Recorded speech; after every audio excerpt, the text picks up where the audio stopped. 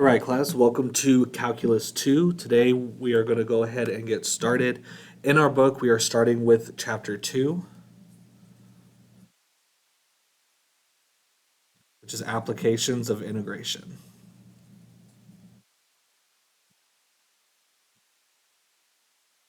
Chapter 1 in this book is actually the end of Cal 1, and so that's why we start at Cal 2, or that's why we start at Chapter 2, Integration. We're starting, as you might expect, with Section 2.1. We're talking about the area between curves.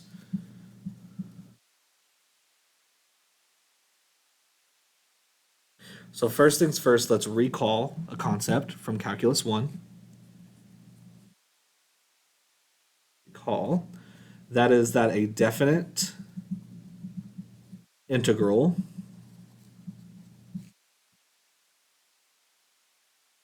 gives us the area under a curve.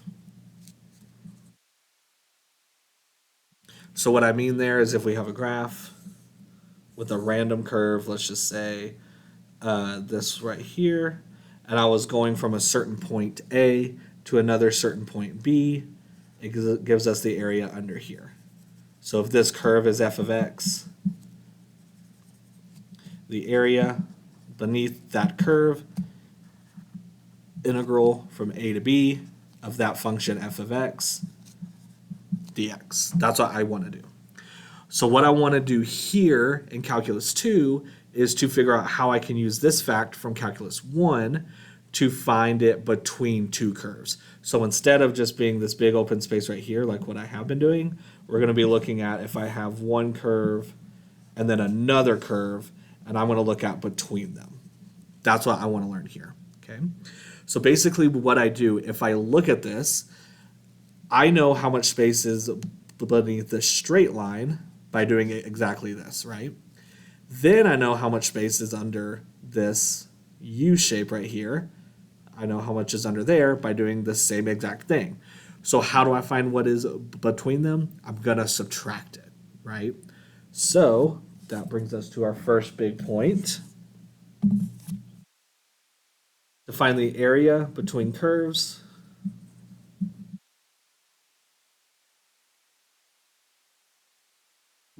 plural, curves, A is equal to integral from A to B. Again, A and B are just where I start and then it's where I stop, right?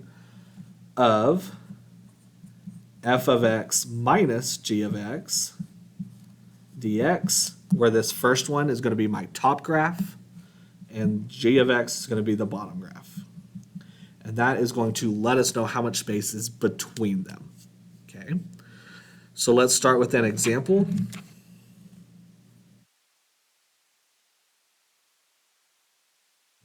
Find the area of the region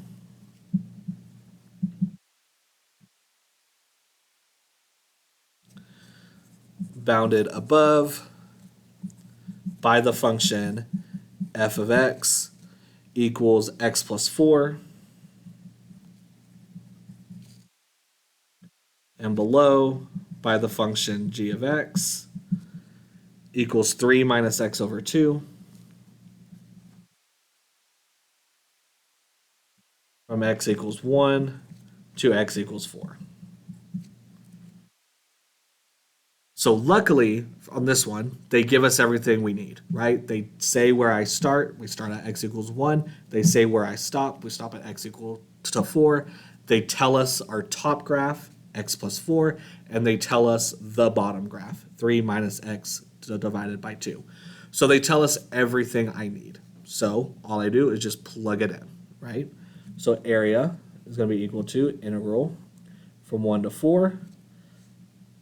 My top graph is x plus 4 minus the bottom graph is 3 minus x over 2 dx.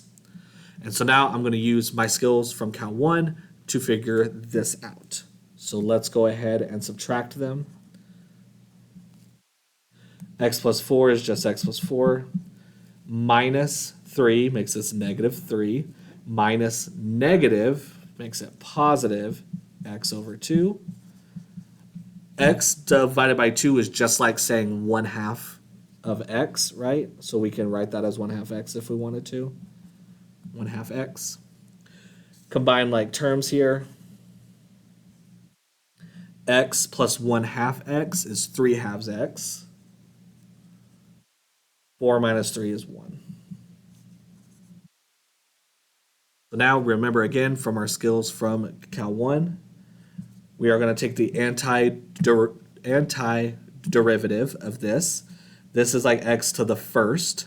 So to take the antiderivative, we are going to add 1, which makes my new power 2, divided by my new power, which is 2, plus 1. The antiderivative of 1 is just x. Had this have been plus 9, it would have been plus 9x. Had this have been minus 2, it would have been minus 2x, right? And I'm doing that from 1 to 4. Remember what this means is that I'm going to plug in 4 first and then a 1. Plugging in a 4. So this is going to be 3 times 4 squared over 2 times 2 is 4. Plus, again, plug in 4. And then subtract, plug in a 1. So minus, plug in a 1.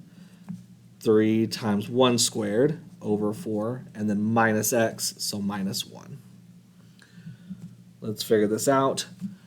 4 squared is 16. 16 over 4 is 4. 4 times 3 is 12. So this whole term is 12.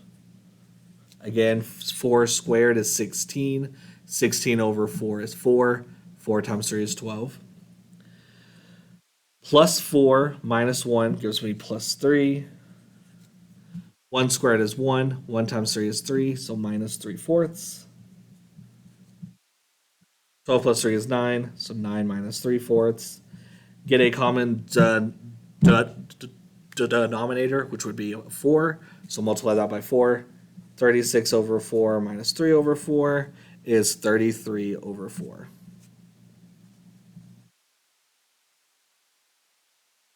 So really quick, I noticed one thing I did. 12 plus 4 should actually be 15.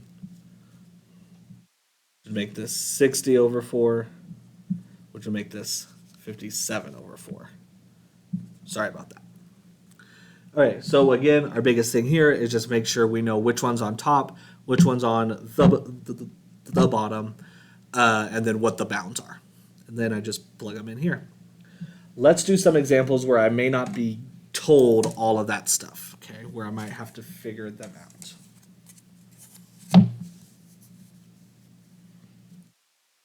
Example.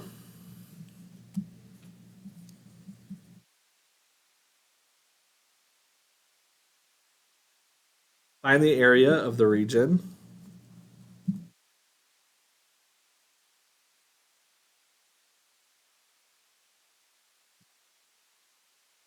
bounded by the functions f of x equals x over 2 plus 5 and g of x equals x plus 1 over 2 from x equals 1 to x equals 5. Okay, so let's think about this one. Now notice what this one does not blatantly state is which one is on top, right? And I need that. I need to know which one will go first, right? So I've got to figure out which one of these are on top. Now there are 3 cases, okay? The first case is that f of x is on top. Second case is g of x is on top.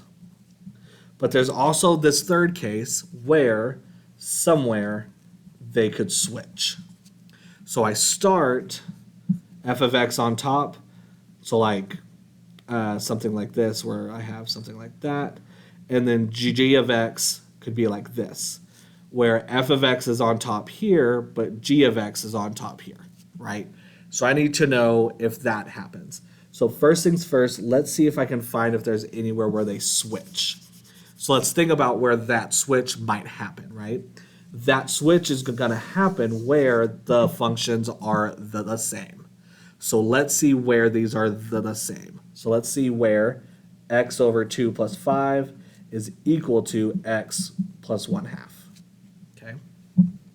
So we need to solve this for x. Since there is a denominator of 2, I could multiply everything by 2 and get rid of that, right? So multiply every term by 2.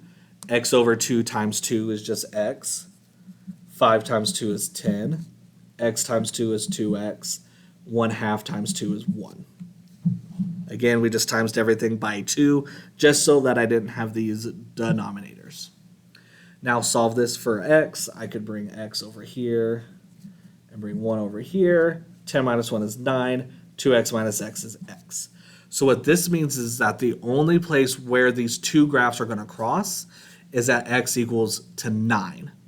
Luckily, I only need it from x equals 1 to x equal to 5, meaning this cross won't happen where I want to look at, right? So I don't have to worry about that third case there where they switch. I don't have to worry about that, which means one of these is going to always be on top, which is good. So now I need to know which one is going to be the top one. And how I do that is I'm going to pick any point. So again, I'm looking at from x equals 1 to 5. I'm going to pick any point between those and plug them in and see which one is going to be my top graph. So I can pick anything. It could be 1, 2, 3, 4, 5, or I could do 1.5 or 4.85. Just whatever I want to pick between x equals 1 and the 5. And like I said, it doesn't matter. Let's just pick x equal to 2. Okay, let's pick 2. So I'm going to plug in 2 for this one. F of 2 is going to be 2 over 2 plus 5. 2 over 2 is 1, so that's 1 plus 5, which is 6. And then plug 2 in over here as well. So g of 2 is going to be 2 plus 1/2, which is 5/2, which is 2.5. So how do I know which one is my top graph? It's the highest one. So f of x is on top because the y values are higher. So now I know f of x is on top, g of x is on the bottom, and I am ready to roll. So the area is going to be equal to integral. I'm going from 1 to 5. My top graph is x over 2 plus 5 minus my bottom graph is x plus 1/2 dx. Let's distribute. That x over 2 is like saying 1/2 x, right? Plus 5. This becomes minus x minus 1/2 dx, which is equal to integral from 1 to 5. 1/2 x minus 1x is negative 1/2 x. 5 minus 1/2 is 4 1/2, which is 9/2. Now I can take the antiderivative of that. Again, my power here is a 1, which means I'm going to add 1, which would make it 2, over my new power, which is 2, plus. And then since this is just a constant, just multiply by x for that one. From 1 to 5. Plug in a 5 first. That's going to be negative 5 squared over 2 times 2 is 4, plus 9 over 2 times 5.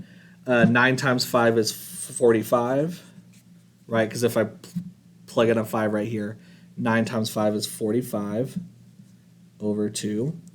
Then subtract, plug in a 1, so this would become positive 1 squared over, again, 2 times 2 is 4, minus 9 over 2 times 1 is just 9 over 2. Now I just got to work this out. 5 squared is 25, so negative 25 over 4. I could already see my common denominator is going to have to be a 4, so I can go ahead and make that happen. Need to times this by 2, times that by 2. 90 over 4 plus 1 squared is just 1, so 1 over 4. Again, to make this a 4, times it by 2. 9 times 2 is 18. So now we have negative 25 plus 90 is going to be 65, plus 1 is 66, minus 18 is going to give us 48. Yes, 48 over 4, which works out really nicely because 48 over 4 is just 12. So again, our trick here was I had to first see which one was on top, and I do that by seeing which one is higher, right? Let's do another example. Remember, this is a recorded class, therefore you can pause it, rewind it, all of that kind of stuff. And if anything is not making sense, email me and let me know. I will be happy to help you out.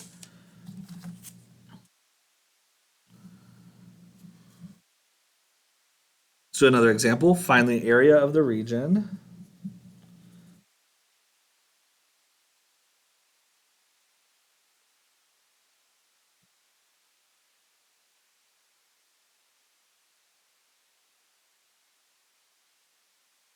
bounded above by the function f of x equals 9 minus x over 2 squared, and below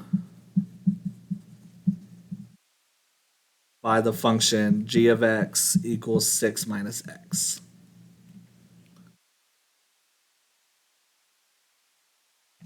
So let's look at this one. This one, I know which one is on top and everything, right? Because it states it. This one's on top, this one's on the bottom. The difference here is I don't know what the bounds are. So I'm going to have to figure out what the bounds are. So think about that. If I want to know how much space is between them and it doesn't specify, what this means is like if one is on top, so this one is on top, right? This one's on top, this one's on the bottom. It wants the area between them, which means my bounds are going to be where they meet, where they are the same thing. So once again, how do I know where they are the same? Set them equal to each other. So 9 minus x over 2 squared equals 6 minus x. That is going to let us know where our bounds are. First things first, I have x over 2 squared. X squared is just x squared over 2 squared, which is 4. Have a denominator of a 4. We don't really like that, so I'm going to multiply everything by a 4 to get rid of that. 9 times 4 is 36. 4s would cancel out here. 6 times 4 is 24 minus 4x. This equation is quadratic because of the x squared, so I solve those by bringing everything to one side. It's always nice when my first term is positive, so I'm going to bring this over to the right side. So let's add x squared to both sides and subtract 36 on both sides. That gives us 0 equals positive x squared minus 4x. Then I have 24 minus 36, which is negative 12. So now I can factor this. I need the factors of negative 12, whose sum is equal to negative 4. That's going to be negative 6 and positive 2. Set both of those equal to 0. Add 6 here gives us x equals 6. Subtract 2 here gives us x equals negative 2. So what this means is these graphs are going to cross at x equal to negative 2 and at x equal to 6. Therefore, that's going to be what my bounds are. So the area is going to be equal to the integral. My first place where I meet is going to be negative 2. The second one is going to be at 6. My top graph is going to be 9 minus. Let's go ahead and square that out. I don't like how this looks there, so I'm going to go ahead and square it out. Again, x squared is just x squared over 2 squared is 4. Minus, and then my bottom graph is 6 minus x dx. So now let's go ahead and work this one out. Let's simplify it first to save us a little bit of work. That's just going to be 9 minus. Remember, x squared over 4 is like saying 1/4 x squared minus 6 plus x dx. Combine like terms. My first is going to be the x squared, so negative 1/4 x squared plus x. 9 minus 6 is 3. So now just take the antiderivative of this. Add 1 to the power is going to make it x to the third. Divide by that would make it over 3. So this gives me negative x cubed over 12 because 4 times 3 is 12. Do the same thing over here. My new power would be 2 and then over 2. So x squared over 2 and then plus 3x. From negative 2 to 6. This means I want to plug in a 6 and then plug in a negative 2. So that's going to be negative 6 to the third over 12 plus 6 squared over 2 plus 3 times 6, and then minus, plug in the negative 2. Minus would make this a plus negative 2 to the third over 12. Make this minus negative 2 squared over 2 minus 3 times negative 2. Combine all of those, which I know y'all know how to because this is calculus 2, so surely by now y'all know how to, but if not, it's okay, just let me know. But I honestly just ran out of space, so I'm not going to do it, but you would get 64 thirds. So the difference here was I didn't know what the bounds were, so I had to find them by setting the equations equal to each other. One more example of this.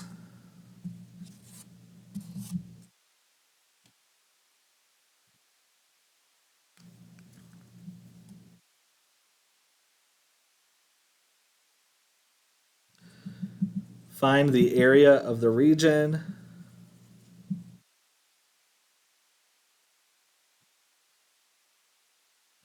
bounded by the graphs of the functions f of x equals sine of x and g of x equals cosine of x from x equals 0 to x equals pi. So just like one we did a while ago, what I don't know here is which one is on top. But again, there is a chance where they switch. So I need to first see that. I need to see if there's a place between sine and if there's a place between 0 and pi where sine and cosine are the same thing. So this is where it would be really helpful to have a unit circle. I will have one linked on the course page right above the link to this. But if I look on there, I can see between 0 and pi, at x equals pi over 4, cosine and sine are the same thing. Okay? Which means I'm going to have to actually break this up into 2 parts because they switch. So the first part is going to be between 0 and pi over 4. Now, again, if I look at the unit circle I have linked, I can see that between 0 and pi over 4, cosine is my higher one. So from this one, cosine is on top, sine is on the bottom. But there's another part, because again, like I said, they switch, right? So I'm going to add, because from pi over 4 to pi, sine is on top. So they're going to be switched. So now I'm going to work this out. So the antiderivative of cosine is just going to be sine. The antiderivative of negative sine is positive cosine. And that's for 0 to pi over 4. And then plus the antiderivative of positive sine is negative cosine. The antiderivative of negative cosine is negative sine. And this is for pi over 4 to pi. So now plug those in. My top bound means I'm going to do sine of pi over 4 plus cosine of pi over 4, and then subtract my bottom bound. So sine of 0 minus would make it plus. Sorry, plus would make it a minus. Ugh. Cosine of 0 plus, now plug in pi, make that negative cosine of pi minus sine of pi, and then so subtract, plug in pi over 4, minus would make it a plus cosine of pi over 4, and then plus sine of pi over 4. Sorry, I ran out of room.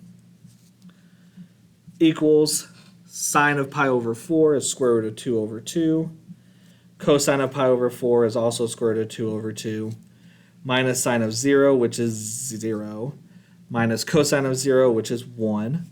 Minus cosine of pi, which is negative 1. Minus sine of pi, which is 0. Plus cosine of pi over 4, which is square root of 2 over 2. Plus sine of pi over 4, which is also square root of 2 over 2. So doing all of this out, notice here, negative 1 minus a negative 1. That's like saying negative 1 plus 1. They cancel out. Square root of 2 over 2 plus square root of 2 over 2 plus square root of 2 over 2 plus square root of 2 over 2 is like doing 4 of square root of 2 over 2. 4 over 2 is just 2, so the answer is 2 square roots of 2. So the process is the same. Don't let trig scare you, because we're actually going to use it a lot in this class, so don't let it scare you. And then again, our trick here was that there was a place here where they did cross, and therefore it had to be split up into 2 parts. So I know this was a lot, but if any of it does not make sense, please feel free to let me know, ask me. I will be happy to help you out.